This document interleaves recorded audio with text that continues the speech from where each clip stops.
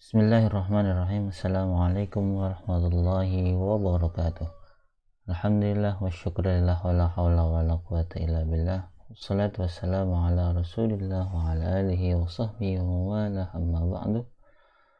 Pertama-tama marilah kita panjatkan puji syukur kita kehadirat Allah subhanahu wa ta'ala biqaulina alhamdulillahi rabbil alamin. Pada kesempatan yang berbahagia ini kita dapat melaksanakan pembelajaran mata kuliah pendidikan komunikasi anak usia dini. Semoga Allah selalu memberikan rahmat, hidayah, taufik dan inayahnya sehingga kita selalu mendapatkan ridhonya, mendapatkan berkahnya, rahmatnya dalam kehidupan kita di dunia dan di akhirat. Salawat serta salam marilah kita panjatkan kepada junjungan kita Nabi besar Muhammad sallallahu alaihi wasallam, Nabi akhir zaman yang membawa kita dari zaman jahiliyah menuju zaman Islamiyah seperti sekarang ini. Semoga kita selalu menjadikan beliau sebagai suri tauladan kita dalam kehidupan sehari-hari. Sebelumnya marilah kita mulai dengan bacaan basmalah. Bismillahirrahmanirrahim. Mahasiswa program studi pendidikan Islam anak usia dini, pada kesempatan yang berbahagia ini kita akan mencoba untuk meneruskan pembelajaran kita terkait dengan pola komunikasi orang tua dan anak. Pada pertemuan sebelumnya kita sudah mencoba untuk mengkupas tentang pola asuh orang tua. Setidaknya di sana ada 3 jenis pola asuh orang tua. Secara garis besar, pertama kali tentang otoriter, yang kedua tentang permisif, kemudian yang ketiga tentang demokratis. Tentunya kita mendambakan dan menginginkan pola asuh kita yang demokratis. Kenapa? Karena dari segi teoretik pola asuh demokratis itu mempunyai kelebihan-kelebihan dibanding dengan pola asuh yang lainnya. Dan dari segi pendidikannya dapat mendidik anak dengan sebaik mungkin. Oke, pada pertemuan ini kita akan mencoba untuk mengupas tentang pola komunikasi orang tua dan anak. Pada kesempatan yang lalu kita menelaah tentang apa itu komunikasi dan seterusnya, dan unsur-unsur apa saja yang harus ada dalam komunikasi. Oke. Pada pertemuan kemarin kita mencoba untuk mempelajari tentang pola asuh dan pola komunikasi sekarang. Ternyata keduanya itu mempunyai hubungan atau saling berhubungan. Ketika anak dididik dengan pola asuh yang otoriter, maka nanti pola komunikasinya juga hanya searah saja. Hanya satu arah saja, dalam artian ketika orang tua mendelegasikan sesuatu kepada anak, maka anak harus mau melaksanakan itu tanpa ada kompromi, tanpa ada diskusi. Maka ini pola asuh yang otoriter, dan komunikasinya pun hanya searah saja. Anak hanya menjawab iya, dan seterusnya. Berbeda dengan pola asuh yang permisif dan juga demokratis. Ternyata saling berhubungan antara pola asuh dengan komunikasi. Maka yang namanya komunikasi itu bisa dikatakan sangat perlu sekali. Wajib itu ada komunikasi. Dianggap perlu dalam rangka menghindarkan diri dari konflik atau miskomunikasi. Pada dasarnya setiap orang itu sudah bisa berkomunikasi sejak dilahirkan dari perut sang ibu. Dari perut sang ibu seseorang bisa melakukan komunikasi walaupun tidak menggunakan lisannya. Komunikasi itu bisa dari bahasa tubuh, bisa dari non-verbal yang lainnya yang mana mendukung komunikasi verbal. Seperti halnya seorang bayi tidak bisa berkomunikasi melalui bahasa yang biasa kita gunakan karena belum bisa berbicara, maka komunikasinya itu sangat terbatas sekali, dan kita sebagai orang tua dapat memahami apa yang ia maksudkan dengan gerak-geriknya, dengan tangisnya, dengan bahasa tubuh lainnya. Kita dengan semuanya sudah mempunyai anak semuanya dan sudah berpengalaman dengan komunikasi kita sebagai orang tua dengan seorang anak. Hal ini kenapa perlu ada komunikasi ya? Karena kita sebagai manusia itu diberikan kemampuan berinteraksi. Dalam kata-kata dalam ayat pada surat Ar-Rahman itu, Ar-Rahman 'allamal Qur'an khalaqal insan 'allamahul bayan. Kata-kata 'allamahul bayan itu diartikan sebagai Allah mengajarkan manusia itu pintar berbicara.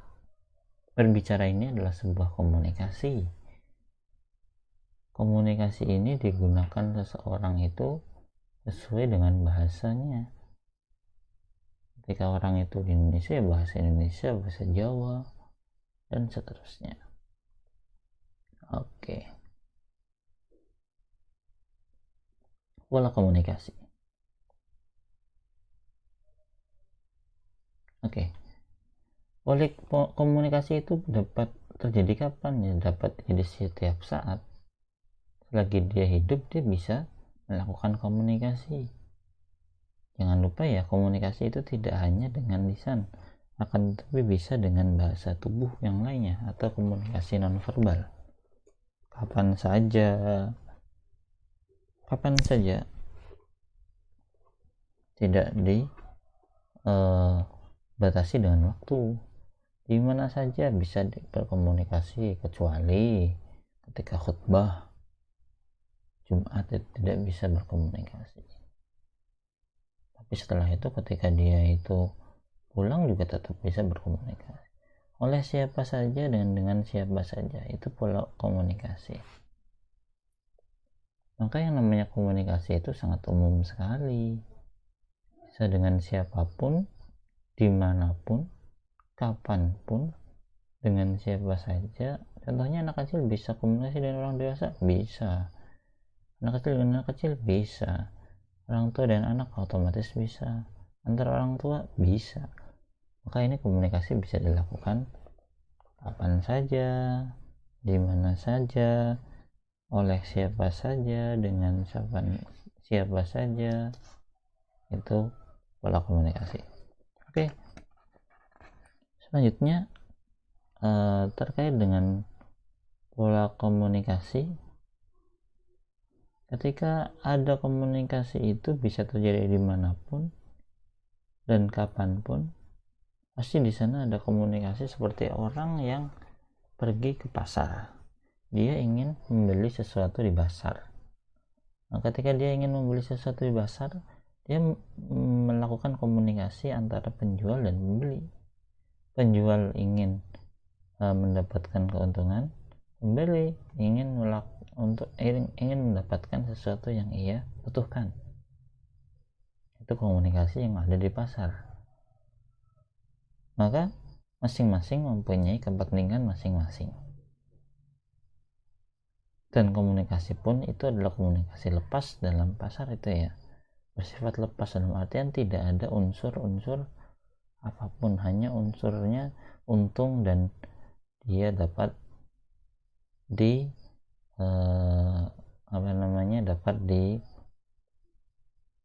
terpenuhi kebutuhannya.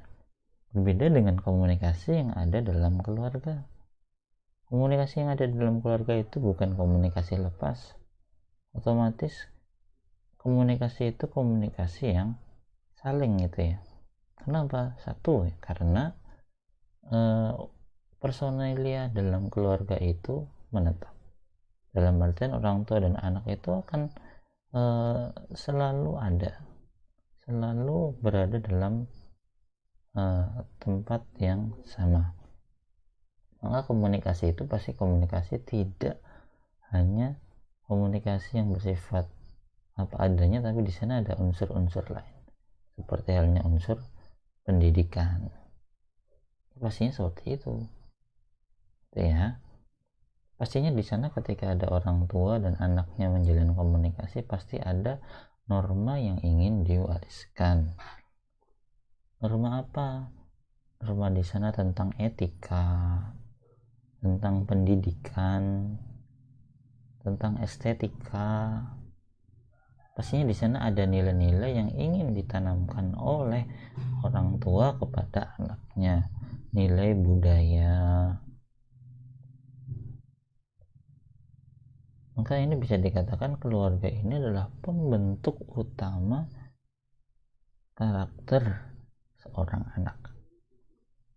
Maka jangan sampai kita sia-siakan waktu yang sangat berharga, waktu keluarga dengan, yaitu orang tua dengan anaknya. Itu sangat berharga sekali. Agama, nilai agama, ayo salat anak, itu adalah salah satu komunikasi terkait dengan agama. Akhlak, bagaimana cara orang tua menuturkan kata-kata kepada anaknya. Sosial juga, etika iya, estetika, moral, dan seterusnya. Maka komunikasi yang ada di keluarga itu syarat makna. Berbeda dengan komunikasi yang ada di pasar, hanya kebutuhan masing-masing. Oke.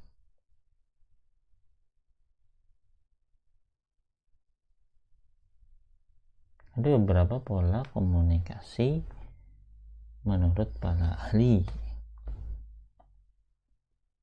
Ada stimulus respon, ada model ABX, ada model interaksional. Stimulus respon.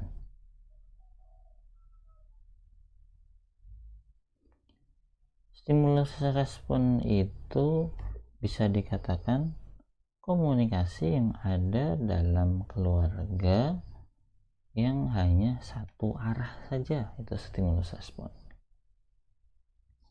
Orang tua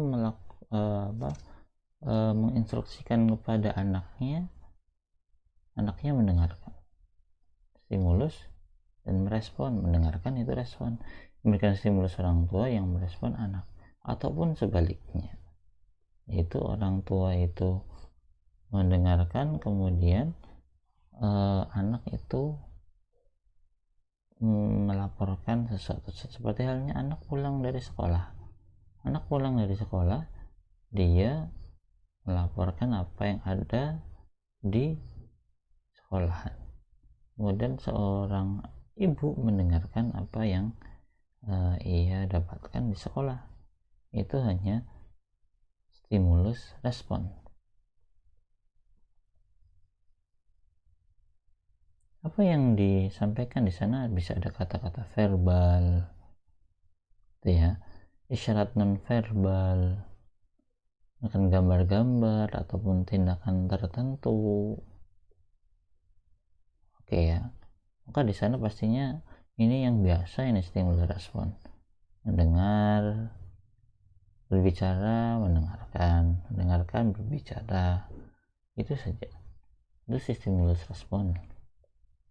Biasanya antara bayi dengan dewasa, ya mendengarkan saja. Bayi menangis, dewasa merespon, oh ini berarti pengen mimi, ini kepingin makan, ini kepingin mandi, ini bahasa, kemudian ini sudah tidak tidak nyaman, dan seterusnya. Itu model stimulus respon. Kemudian model ABX. ABX. Oke. Model ABX ini digulirkan oleh Newcomb. Beliau adalah ahli dalam psikologi sosial. Oke. ABX ini apa maksudnya ini? A adalah orang satu ya, B orang yang kedua, X tentang apa yang dibicarakan. Maksudnya apa ini? Seorang A menyampaikan informasi kepada B tentang X. Tentang X gitu ya. Contohnya saya menyampaikan pada jenengan tentang komunikasi orang tua dan anak. Saya itu A, jenengan itu B, komunikasi atau materi yang saya sampaikan itu adalah X. Itu model ABX. Oke. Menurut Mulyana, di sana ada ABX ini merupakan hubungan yang simetris. Kapan? Ya ketika A menyampaikan ke B tentang X, itu namanya simetris. Artinya saling menguntungkan. Berbeda dengan yang lainnya. A atau saya dan B dan jenengan saling membenci, dan salah satu menyukai X, menyukai tentang komunikasi, dan yang lainnya tidak. Hubungan itu bisa dikatakan simetris juga.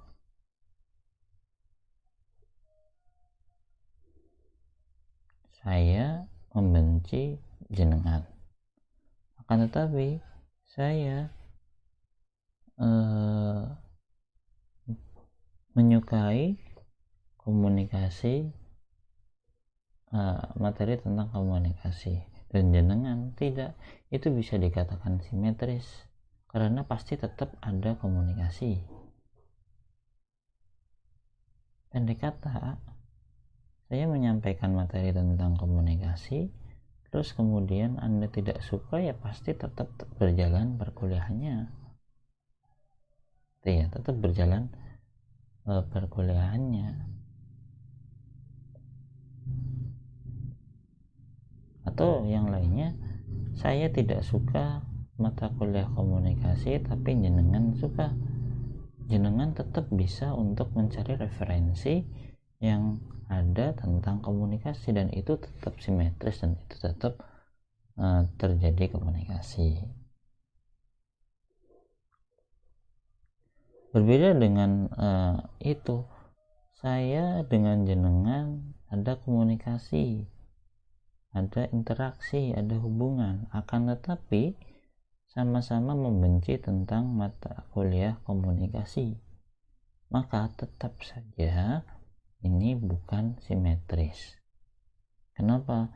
Ya karena hanya stimulus dan respon saja. Ketika ada stimulus dan respon saja, maka tidak dikatakan hubungan itu sebagai hubungan yang simetris. Gitu ya. Ulangi lagi.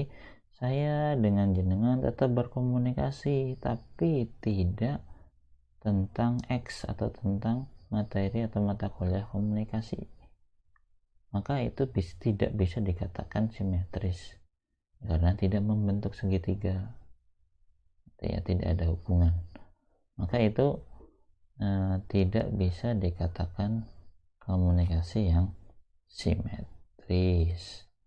Oke, itu ABX.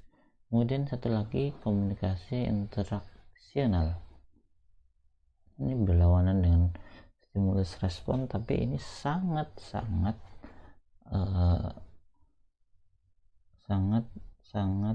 merespon lebih. Bisa dikatakan itu ada dialog antara yang memberikan stimulus dan ada yang merespon, itu saling dialog.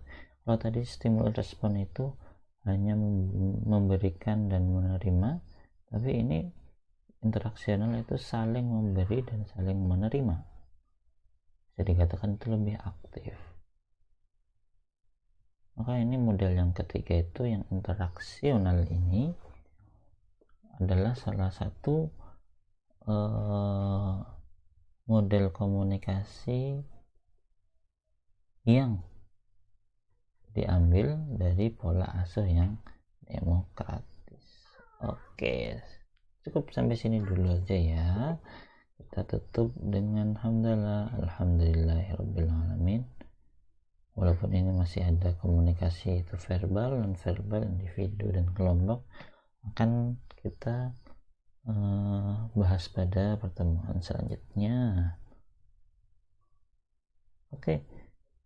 Assalamualaikum warahmatullahi wabarakatuh.